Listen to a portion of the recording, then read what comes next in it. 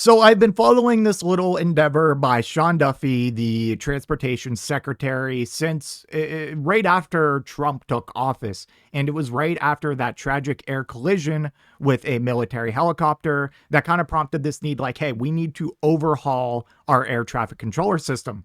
And I was pretty supportive of this. I remember watching and covering the press conference and going over a couple of articles of what all was planned. He pointed out a lot of issues of like just how outdated and like degraded our system is. The fact that you have dozens of different systems and procedures and software being utilized depending on what airport you're at. And like, this needs to be modernized. This needs to be consolidated down to like maybe a handful of systems. I don't see how you can reasonably argue against that. There is an AI element to it that I think like at face value will cause a lot of people to worry and be concerned about this. But as we're about to read, I don't think it's as bad as people make it out to be. And we'll see. I'll give my reasoning. And this is all assuming they keep their word, which is a big if coming from any administration official. But what's non-negotiable here is that something needs to change. Overhaul was needed. It's a disgrace that the richest country in the world had like a system that was like decades and decades out of date, relying on such old, antiquated technology. It's honestly a disgrace to this country, in my opinion. So, and anything relating to infrastructure overhaul, I don't really care who's doing it. I just need someone to do it. So this is a step in that direction, and I will definitely take that. Anyways, let's get into the full article here. $12.5 billion down payment brings air traffic control out of 1990s. Now more money is needed for the new software and AI. $12.5 billion, by the way, if you think that's a lot of money, that is like what we spent in like 5 days, the first week of the illegal offensive and immoral war that we started against Iran. The Department of Transportation is eliminating antiquated paper strips, copper communications, wiring, and computer floppy disk, but it says more money is needed to keep upgrading the decades-old air traffic control system and integrate new technologies like artificial intelligence and software to streamline U.S. flights.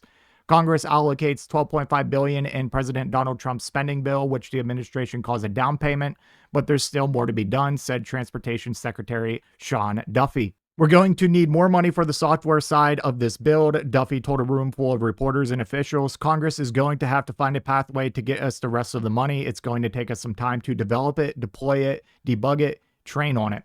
What that $12.5 billion bought, since the approval of Trump's spending bill, almost 50% of all copper wires in the air traffic control system have been replaced. Approximately 270 radio sites were converted and 17 towers started using electronic flight strips, the Federal Aviation Administration said. Over 4,500 FAA sites are also receiving new radars, digital voice switches, and training simulators. The company Peraton was awarded a contract to upgrade the system and is focusing on 4 areas: wires, communication, radars, and electronic flight strips. In May, a new fiber optic cable went online between Philadelphia and New York to improve telecommunications at the air traffic control facility that handles flights arriving and departing Newark Liberty International Airport after a series of outages last year led to major delays. We fixed Newark and we are fixing the rest of the country and replacing the old, outdated copper with high-speed fiber, wireless, and satellites, said Rebecca Guy, acting Chief Technology Officer at the FAA. This creates a safer, faster, and reliable network. Decades-old radios and voice switches also need to be replaced. Many of the air traffic control system's radars used to track the location and altitude of aircraft date back to the 1970s and are hard to get parts to repair. Just disgraceful that, like, we are the #1 country in the world. I don't expect, I expect great infrastructure from us, but like at the baseline, considering where we're at, I shouldn't be all that surprised that this was a thing. I remember that the like international whatever of engineers that like independently rates countries gave us like a C for our infrastructure. It's like a C. What are we doing? What are we doing? Like, something needs to change.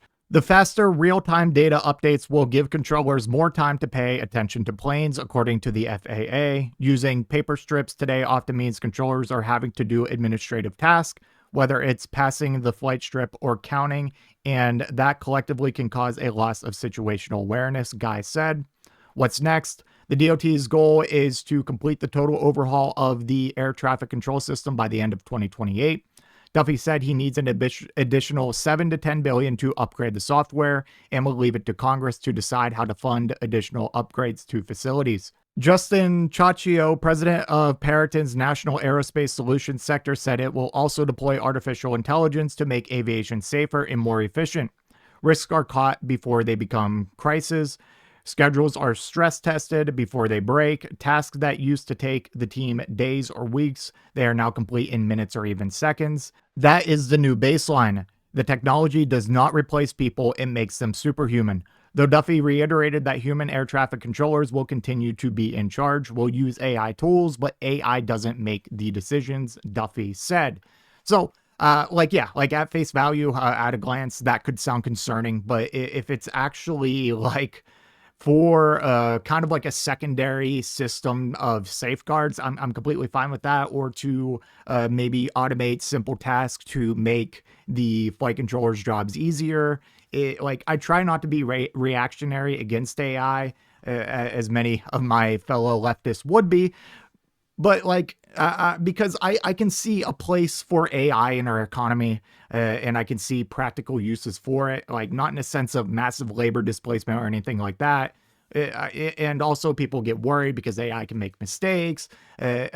Yeah, that's true. Humans make mistakes too. But I think it's also important to note that the AI that the consumers are used to and have access to are way different than actual AI that are being used in the medical scene and what would be used here.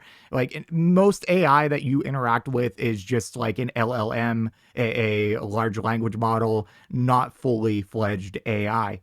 If the AI is going to be used for what they claim, I am fine with that. Having, like I said, having a secondary system on top of everything else that can detect potential risk ahead of time can save a lot of time and lives, and I'm fine with that.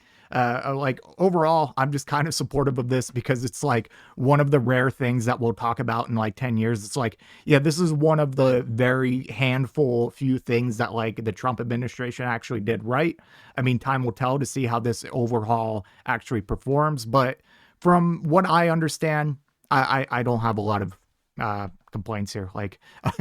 Give them the extra $7 to $10 billion. That is a couple of days of just pointless bombing in Iran, or a bunch of other dumb shit we spend money on. But anyways, that's all I have for this one. Let me know what you think in the comment section down below, and I will see you in the next one. If you made it to this point in the video, I just want to give a special thank you. If you enjoyed it, please hit that like button down below, and if you really enjoyed it, maybe consider hitting that subscribe button while you're down there. I want to hear your thoughts in the comment section. I will try to reply to any and all comments that I can. Until next time, watch that video on screen.